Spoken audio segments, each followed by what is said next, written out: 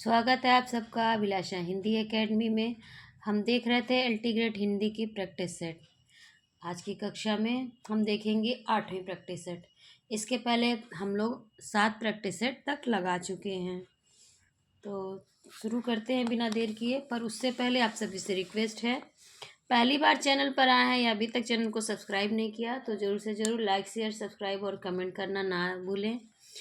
और एक रिक्वेस्ट और भी है कि इसके अलावा भी अल्टीग्रेड के अलावा भी मेरे चैनल पर आपको टीजीटी पीजीटी असिस्टेंट प्रोफेसर आदि के 10-10 सालों के प्रश्न पत्र मिल जाएंगे। इसके अलावा मैंने बृहद रूप से संस्कृत से जो भी प्रश्न पूछे जाते हैं एक साथ उनकी प्लेलिस्ट बनाई हुई है। काव्य दोषों पर मेरे चैनल पर आपको मिल जाएंगे। ईएमआरएस का की अगर आपको परीक्षा देनी हो टीजीटी पीजीटी की तो आप उसके लिए भी उपयोगी वीडियोस मेरे चैनल पर आपको मिल जाएंगे। तो एक बार ज़रूर मेरे चैनल पर सर्च करें, मेरी प्लेलिस्ट ज़रूर देखें और उससे लाभ उठाएं। तो चलिए बिना देर किए आज की कक्षा शुरू करते हैं। आज की कक्षा का पहला प्रश्न है, हिंदी साहित्य के प्रथम काल को आदिकाल नाम किसने दिया? तो हिंदी साहित्य के प्रथम काल को आदिकाल नाम देने वाले विद्वान हैं हजारी प्रसाद द्विवेदी, जबकि रामचंद्र शुक्ल ने इसे वीर गाथा काल दिया था और राहुल सांकृत्यायन ने सिद्ध सामंत काल। दूसरा प्रश्न है, वह हृदय नहीं पत्थर है जिसमें स्वदेश का प्यार नहीं, यह प्रसिद्ध काव्य पंक्ति निम्नलिखित में से किस कवि द्वारा रचित है? तो वह हृदय नहीं पत्थर है, ये पंक्तियां हैं गया प्रसाद शुक्ल स्नेही की।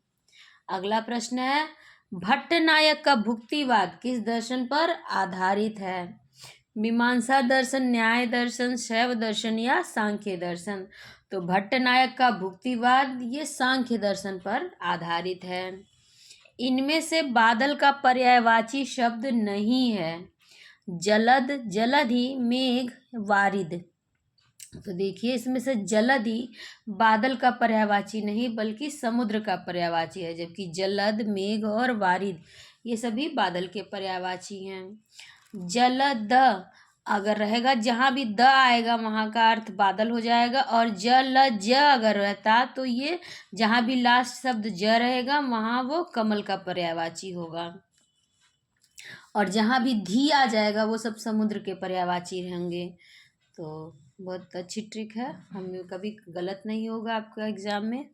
आचार्य रामचंद्र शुक्ल ने हिंदी साहित्य का इतिहास के आधुनिक गद्य साहित्य परंपरा का प्रवर्तन के अंतर्गत प्रथम उत्थान की कालावधि निर्धारित की है। देखिए ये शक संवत में पूछा हुआ, विक्रमी संवत में। तो आधुनिक गद्य साहित्य का प्रथम उत्थान आचार्य रामचंद्र शुक्ल के अनुसार भारतेंदु हरिश्चंद्र के समय से शुरू होता है और वो समय होगा 1925 संवत 1925 से 1950 विक्रमी तक। रचना काल की दृष्टि से निम्नलिखित कविताओं का सही अनुक्रम बताइए। अंधेरे में, असाध्य वीणा, सरोज स्मृति और पटकथा। तो इसमें सबसे पहले अलग अलग कवियों की ये सारी रचनाएं हैं। तो सरोज स्मृति इसमें से निराला की है और इसका प्रकाशन हुआ था 1935 में। उसके बाद क्रम आएगा असाध्य वीणा का, अज्ञे की रचना है, 1961 में इसका प्रकाशन हुआ था। उसके बाद क्रम आएगा अंधेरे में, ये मुक्तिबोध की रचना है और इसका प्रकाशन हुआ था 1964 में। अगला है पटकथा, ये धूमिल की है और इसका प्रकाशन हुआ था 1972 में। हिंदी साहित्य का अतीत भाग 1 और 2 साहित्य इतिहास ग्रंथ के लेखक हैं आचार्य रामचंद्र शुक्ल, विश्वनाथ प्रसाद मिश्र, हजारी प्रसाद द्विवेदी या श्याम सुंदर दास। तो हिंदी साहित्य का अतीत ये विश्वनाथ प्रसाद मिश्र की रचना है, जबकि हिंदी साहित्य का इतिहास ये रामचंद्र शुक्ल की है और हिंदी साहित्य का आदिकाल ये हजारी प्रसाद की है। कौन सा शब्द गंगा का पर्यायवाची नहीं है? कौन सा शब्द गंगा का पर्यायवाची नहीं है? जानवी, देवपगा, सुरसरी और सरिता। तो देखिए जानू ऋषि के पीने के कारण गंगा को जानू ऋषि ने पी लिया था, इसलिए उसका एक नाम जानवी पड़ा। और देवपगा अर्थात देव के पैरों में रहती है इसलिए विष्णु जी के पैरों में निवास करती है, इसलिए ये देवापगा है। सुरसरी है, यानी कि सुरों की देवताओं की नदी मानी जाती है, इसलिए गंगा सुरसरी भी कही जाती है। जबकि सरिता केवल नदी का पर्याय है, अर्थात हमारा उत्तर होगा डी। सूची 1 को सूची 2 से मिलान करना है।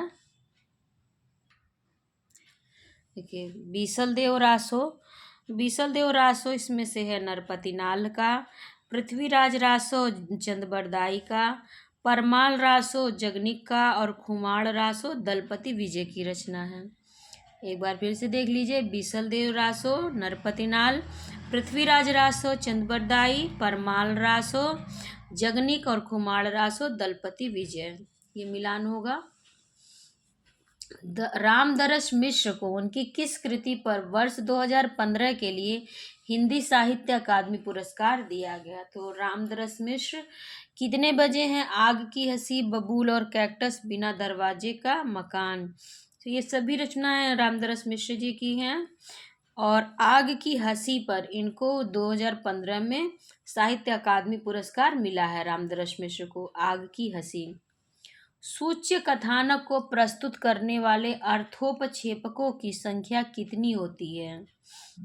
सूच्य कथानक को प्रस्तुत करने वाले अर्थोपक्षेपकों की संख्या 5 होती है। ये 5 अर्थोपक्षेपक हैं: विष्कंभक, प्रवेशक, चूलिका और अंकास्य। विष्कंभक होता है बीती या भावी घटनाओं की सूचना देने वाला, विष्कंभक कहलाता है। प्रवेशक विष्कंभक की भांति दी जाती है, मतलब इसकी भी सूचना, इसके अंतर्गत भी सूचना विष्कंभक की भांति दी जाती है, किंतु इसका सूचक पात्र अधम श्रेणी का होता है।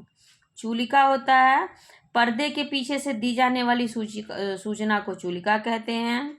अंकास्य, यदि किसी ऐसी बात की सूचना दी जाए जिसमें अगले अंक के प्रारंभ होने का संकेत हो, अंकास्य कहलाती है। और अंकावतार, जहाँ प्रथम अंक की वस्तु का विच्छेद किए बिना दूसरे अंक की वस्तु आरंभ हो जाए, वहाँ अंकावतार होता है। कलश का पर्याय है कलश, जल, कुंभ, पात्र या उपस्कर। तो कलश पर्याय है कुंभ का। संवत 1375 से 1700 तक के साहित्य में कौन सी भावधारा परिलक्षित होती है? श्रृंगारिकता, वीरता, रीति या भक्ति। तो 1375 से 1700 तक के काल हिंदी साहित्य में भक्ति काल का समय माना जाता है, जबकि 1700 से 1850 तक का काल फिर रीति काल का समय होता है। 1700 से 1850 का, और 1850 या 1900 कह सकते हैं, वो से 1900 तक का समय आधुनिक काल का समय होता है। आधुनिक काल शुरुआत हो जाती है। लहरों के राजहंस के नाटककार हैं। लहरों के राजहंस ये मोहन राकेश का बहुत ही कालजयी नाटक है। कालिदास। कामार्ता ही प्रकृति कृपणावश्चेतना चेतनेषु। यह पंक्ति किस ग्रंथ से है? यह पंक्ति मेघदूत से है। कामार्ता ही प्रकृति कृपणावश्चेतना चेतनेषु। आलंबन और उद्दीपन विभावों के कारण उत्पन्न भावों को बाहर प्रकाशित करने वाले कार्य कहलाते हैं। तो आलंबन और उद्दीपन के विभाव के कारण उत्पन्न भाव को बाहर करने वाले अनुभाव कहलाते हैं। पर्यायवाची की दृष्टि से एक युग्म अशुद्ध है।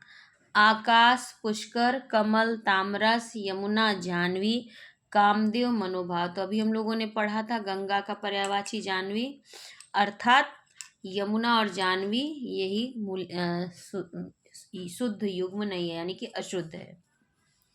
ओम जय जगदीश हरे की आरती की रचना किसने की है? ओम जय जगदीश हरे ये श्रद्धाराम फिल्लोरी द्वारा लिखित आरती है।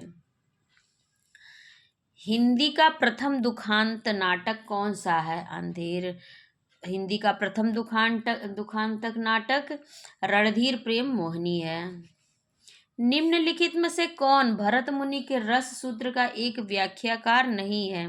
भट्ट लोल्लट, क्षेमेंद्र, शंकुक और अभिनव गुप्त। आप लोग अब तक समझ चुके होंगे क्षेमेंद्र नहीं है भरत मुनि के रससूत्र के व्याख्याकार, जबकि भट्ट लोल्लट, शंकुक, अभिनव गुप्त और अभिनव भट्ट ये सभी व्याख्याकार हैं। अर्वाचीन शब्द का विलोम शब्द क्या है?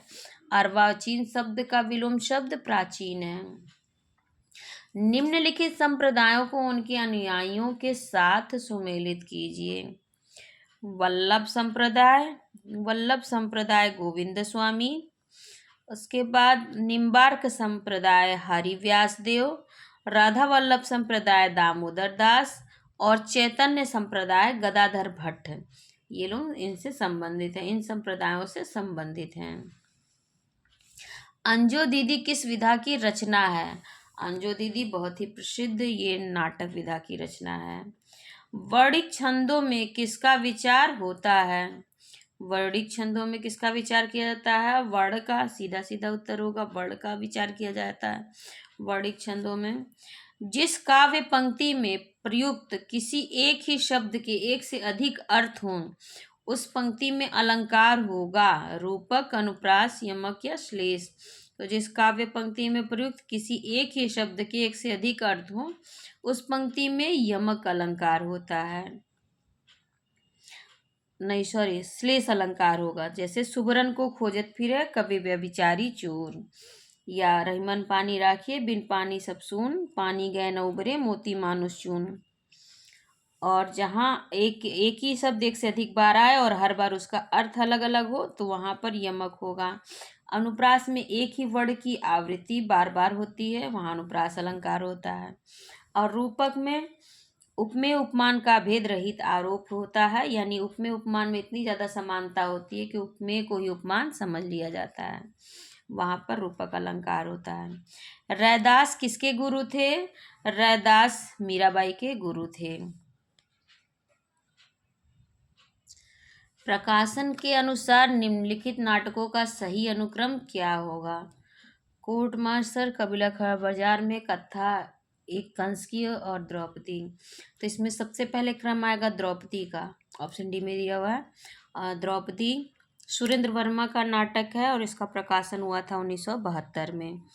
कथा एक कंस की दया प्रकाश सिन्हा की है और इसका प्रकाशन हुआ था 1976 में।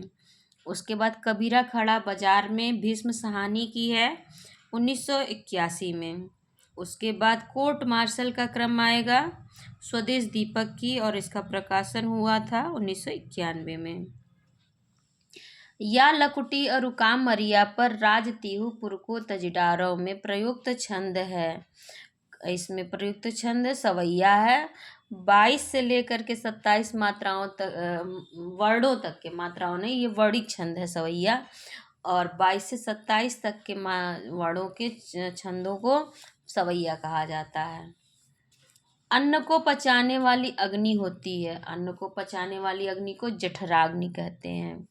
जबकि दावा बड़वाग्नि होती है समुद्र में लगने वाली आग, और दावानल होता है जंगल में लगने वाली आग, दावानल या दावाग्नि। भक्ति विवेक निम्नलिखित में से किसकी रचना है? भक्ति विवेक इसमें से मलुकदास की रचना है। जय वर्धमान नाटक के लेखक हैं डॉक्टर रामकुमार वर्मा जी। जय वर्धमान नाटक रामकुमार वर्मा। कनक कनकते सौगुनी मादकता अधिकाय में कौन सा अलंकार है? कनक कनकते सौगुनी मादकता अधिकाय, वा खाए बौराय जग वा पाए बौराय। इसमें यमक अलंकार है। एक कनक का अर्थ सोना और दूसरे कनक का अर्थ धतूरा होता है। समस्त पृथ्वी से संबंधित रखने वाला कहलाता है सार्वभौमिक। चित्रावली किसकी रचना है? चित्रावली इसमें से उस्मान की रचना है। इनमें से कौन ललित निबंधकार नहीं है? हजारी प्रसाद द्विवेदी, रामचंद्र शुक्ल, कुबेर नाथ राय या विद्यानिवास मिश्र। इसमें से रामचंद्र शुक्ल ललित निबंधकार नहीं है, जबकि हजारी प्रसाद द्विवेदी, कुबेर नाथ राय और विद्यानिवास मिश्र ये सभी ललित निबंधकार हैं। भाषा के संबंध में असत्य कथन है। भाषा एक सामाजिक संपत्ति है, भाषा परिवर्तनशील है, भाषा अनुकरण सादृश्य और भाषा पैतृक संपत्ति है। तो इसमें से भाषा पैतृक संपत्ति है, ये कथन असत्य है। महाकवि कालिदास किस अलंकार के लिए प्रसिद्ध हैं? तो उपमा कालिदास से कहा जाता है, तो कालिदास उपमा अलंकार के लिए प्रसिद्ध हैं। साधना की चार अवस्थाओं शरीयत, तरीकत, मारिफत और हकीकत का संबंध है सूफी साधना से। नीला चांद उपन्यास के लेखक हैं सुरेंद्र वर्मा और देवनागरी लिपि में स्वरों की संख्या होती है 11। स्वर 11 होते हैं, 2 अयोगवा अंग आहा, 25 इसमें से स्पर्श व्यंजन होते हैं, 4 अंतस्थ व्यंजन, 4 ऊष्म व्यंजन और 4 संयुक्त व्यंजन और 2 इसमें से आगत व्यंजन होते हैं। तो ये पूरा चार्ट है वर्णमाला का। और अब इस प्रैक्टिस को मैं यहीं पर विराम देती हूँ। 41वें प्रश्न से हम इसके अगले भाग में देखेंगे। तब तक आप सभी से रिक्वेस्ट है, पहली बार चैनल पर आए हैं, अभी तक चैनल को सब्सक्राइब नहीं किया तो ज़रूर से ज़रूर लाइक शेयर सब्सक्राइब और कमेंट करना ना भूलें। आप सभी का बहुत बहुत धन्यवाद।